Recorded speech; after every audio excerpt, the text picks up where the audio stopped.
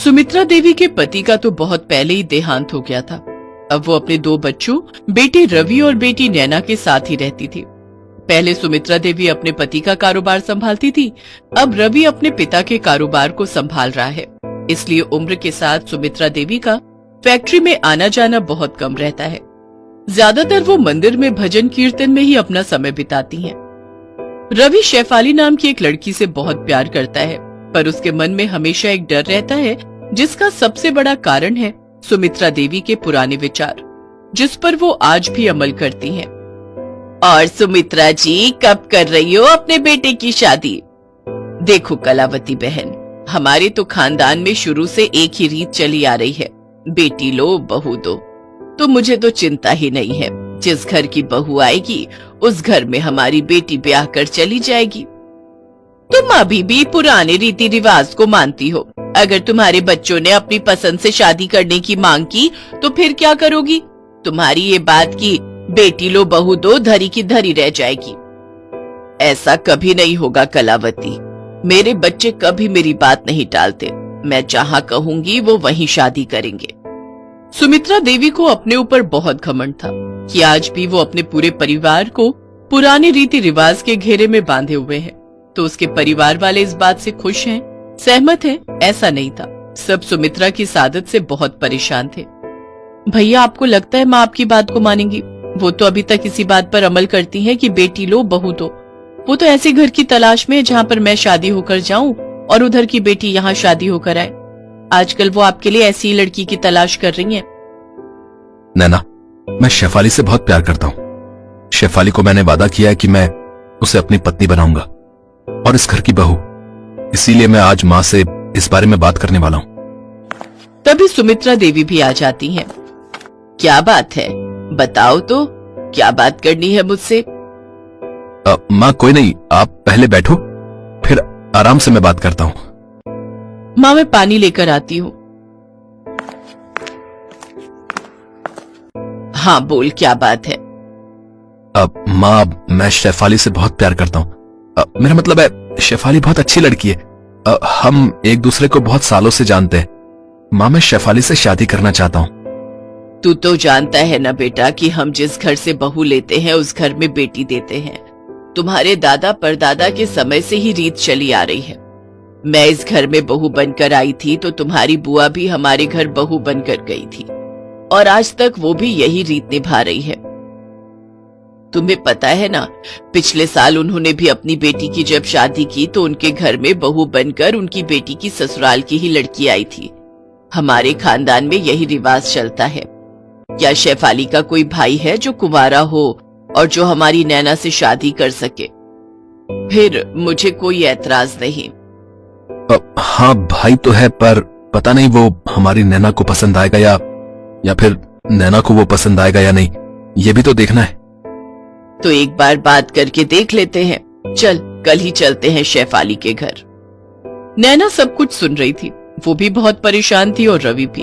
अगले दिन सुमित्रा देवी रवि के साथ शेफाली के घर जाती हैं और वही बात दोहरा देती हैं जो इतने सालों से कहती आ रही थी। बहन जी, आपको बुरा न लगे तो मैं यही कहना चाहूंगी, ये तो जबरदस्ती वाली बात हो गई। सच तो ये है कि हमने अपने बच्चों को हमेशा अपनी पसंद की शादी करने के लिए ही हामी भरी है। शादी 2 लोगों के बीच अगर पसंद से हो तो वो रिश्ता सालों साल टिकता है। और जहाँ तक मैं अपने बच्चों को जानती हूँ, मेरी बेटी ने रवि को पसंद किया है और मेरा बेटा आयुष भी किसी लड़की को पसंद करता है। उसने मुझे पहले ही बता रखा है। मेरे बच्चे मेरे से कुछ नहीं छुपाते। तो फिर बात यहीं खत्म होती है। ये शादी नहीं हो सकती। मैं तो अपने बेटे की शादी उसी घर में करूंगी जिस घर की बेटी हमारे घर आएगी। बेटी लो बहू दो, बस यही हमारी शर्त रहेगी। पर माँ रुको तो। सुमित्रा देवी उस समय किसी की नहीं सुनती और वो वापस घर आ जाती है। पर उस दिन के बाद रवि उदास रहने लगता है। वो अपनी माँ के खिलाफ नहीं जाना चाहता था। नैना अपने भैया को उदास नहीं देख सकती थी। उसने रवि की आंखों में आंसू देखे थे। नैना शेफाली को फोन करती है। शेफाली भाभी, मैंने तो उसी दिन आपको भाभी मान लिया था जिस दिन रवि भैया ने आपके बारे में बताया था और आपसे मिलवाया था। अब आप दोनों को मिलने से कोई नहीं रोकेगा। अब आप दोनों के जीवन में सारी परेशानियां दूर हो जाएंगी। हमेशा रवि भैया का ख्याल रखना भाभी। नैना, मुझे कुछ ठीक नहीं लग रहा, तुम क्या करने वाली हो? शेफाली को कुछ ठीक नहीं लग रहा था। उसने बिना देर किए जल्दी से रवि के घर का ऑटो लिया और कुछ ही देर में वो रवि के घर पहुंच गई। क्या हुआ? तुम घबराई हुई क्यों हो शेफाली? सब ठीक तो है ना? नैना कहाँ है? नैना तो अपने कमरे में है, पर तुम्हें उससे क्या काम है? शेफाली नैना के कमरे में जाती है। नैना का कमरा अंदर से बंद था। सब घबरा जाते हैं। शेफाली, रवि, सुमित्रा सब नैना का दरवाजा पीट रहे थे। रवि, तुम्हें दरवाजा तोड़ना होगा, नैना कुछ गलत करने वाली है। रवि नैना का दरवाजा तोड़ देता है। नैना अपने आप को मारने वाली थी। नैना, ये तुम क्या करने जा रही थी?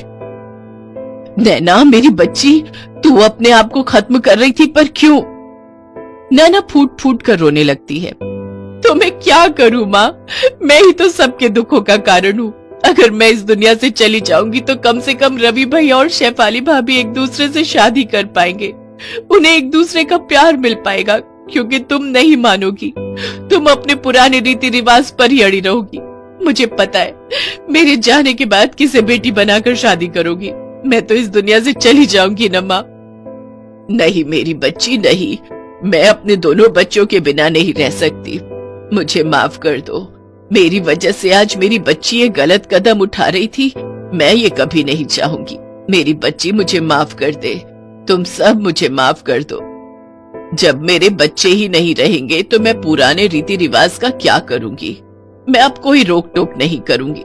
मेरे बच्चों, तुम अपनी जिंदगी को अपने तरीके से जियो। खुश रहो मेरे बच्चों। शेफाली बेटी, आज तुमने मेरी बच्ची को बचा लिया। तुमने एक भाभी होने का फर्ज निभाया। तुम इस घर की बहू बनोगी। मैं वादा करती हूँ, अब मुझे किसी से कोई शिकायत नहीं है। बस अब मैं अपने आप को बदल दूंगी। नैना, रवि और शेफाली की आंखों में खुशी के आंसू आ जाते हैं। कुछ दिनों बाद धूमधाम से शेफाली और रवि की शादी होती है। नैना भी अपने भैया भाभी को एक साथ देखकर बहुत खुश थी।